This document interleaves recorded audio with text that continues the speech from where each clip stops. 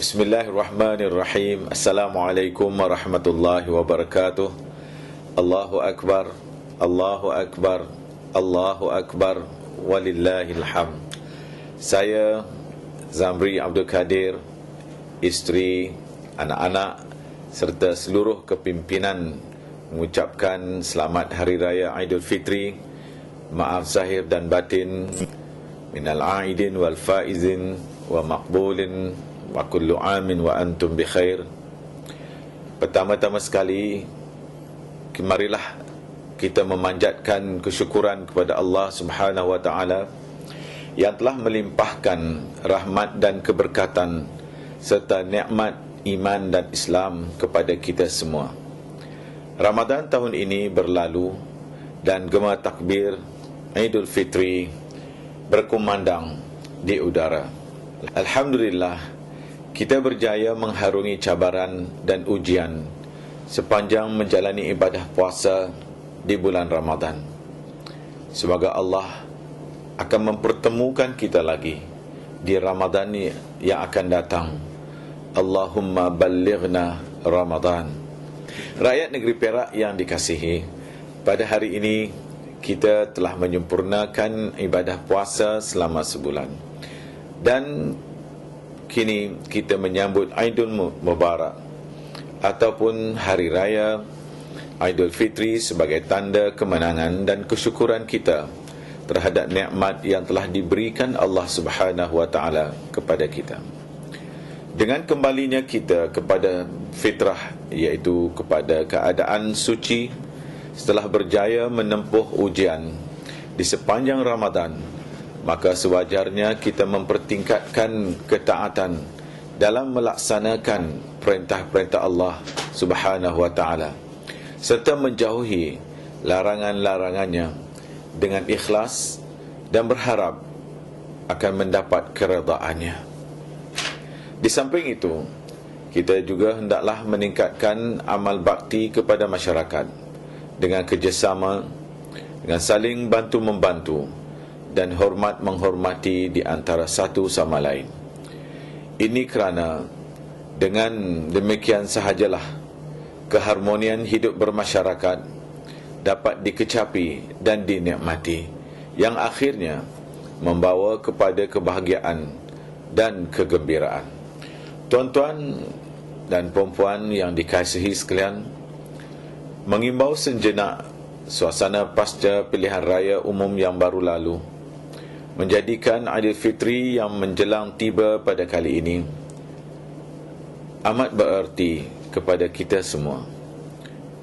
Ambillah iktibar daripada semangat Aidilfitri yang suci ini untuk kita semua merapatkan semula hubungan silaturrahim berlandaskan kasih sayang dan perpaduan ummah. Ini kerana Aidilfitri adalah wasilah untuk kita mengeratkan lagi silaturrahim dengan kunjung mengunjungi di antara satu sama lain. Lupakan sengketa dan marilah kita bermaaf-maafan kerana ia adalah amalan mulia yang dituntut oleh agama kita. Marilah kita sama-sama menjauhi perkara-perkara, perbuatan-perbuatan dan kata-kata yang boleh mengguris perasaan dan seterusnya meruntuhkan perpaduan umat di negara ini. Jauhkanlah diri kita daripada adu domba, fitnah memfitnah, caci mencaci di antara satu sama lain. Kerana sesungguhnya umat Islam itu adalah bersaudara, seperti mana firman Allah Subhanahu wa taala, innamal mu'minuna ikhwah fa aslihu baina akhawaykum wattaqullaha la'allakum turhamun. Yang bermaksud, sesungguhnya orang mukmin itu adalah bersaudara. Oleh kerana itu, damaikanlah kedua saudara kalian dan bertakwalah kalian kepada Allah supaya kalian mendapatkan rahmat. Surah Al-Hujurat ayat 10. Rakyat negeri Perak yang dikasihi, Syawal bukanlah bermakna masa untuk kita bersukaria sesuka hati. Manfaatkan ia dengan menginsafi suasana aman dan tenteram yang sedang kita kecapi ini.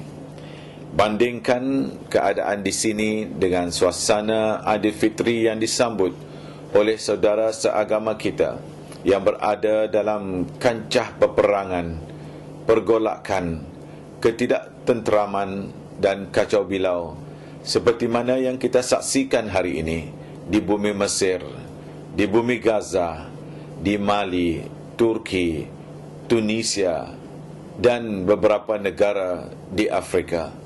Bersyukurlah kita dapat mengecapi kehidupan di negeri dan negara yang aman dan maju. Bayangkanlah keadaan kita sekiranya kita berada di negara-negara bergolak tersebut pada masa kini. Oleh itu, dalam keadaan kita bergembira menyambut saat kemenangan ini, marilah kita mengambil iktibar untuk sentiasa menjaga keutuhan perpaduan umat. Kerana apabila umat berpecah belah, maka mereka akan menjadi lemah.